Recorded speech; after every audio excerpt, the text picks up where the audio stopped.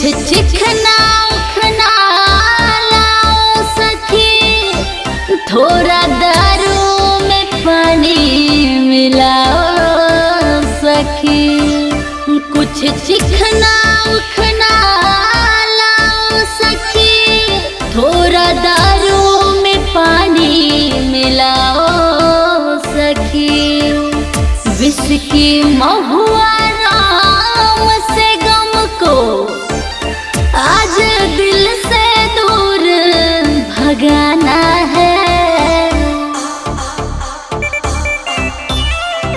New year में new Deere को life में फिर से लाना है।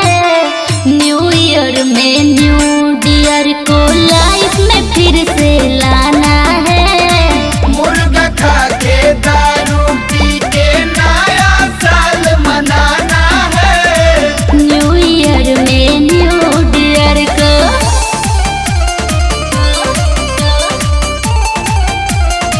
म्यूजिक बाय प्रिंस पवन।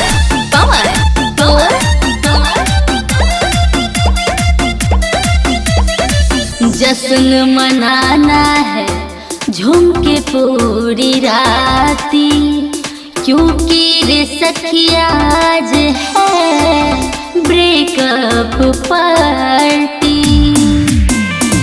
मिल के बोलो सारे happy new year, happy new year. दारू पियो या पियो चिल्ड बियर, चिल्ड बियर। नया साल में धमाल मचेगा, उसको एहसास दिलाना है।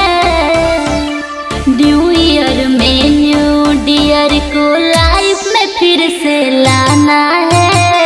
न्यू ईयर में न्यू डियर को लाइफ में फिर से लाना है।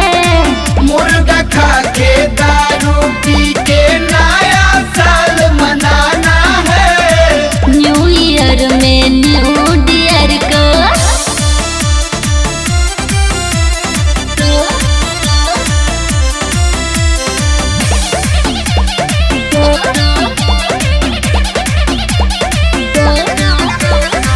डॉली भी आएगी, कुछ गुनगुनाएगी, खुद भी वो झूमेंगी, सबको झुमाएगी। देखेगा सारा ये जमाना रे, जमाना रे। बजेगा गम का खाली गाना रे, गाना रे। प्रिंस पवन के भवन पे आज अरे जम के ठुमका लगाना है। न्यू ईयर में न्यू डियर को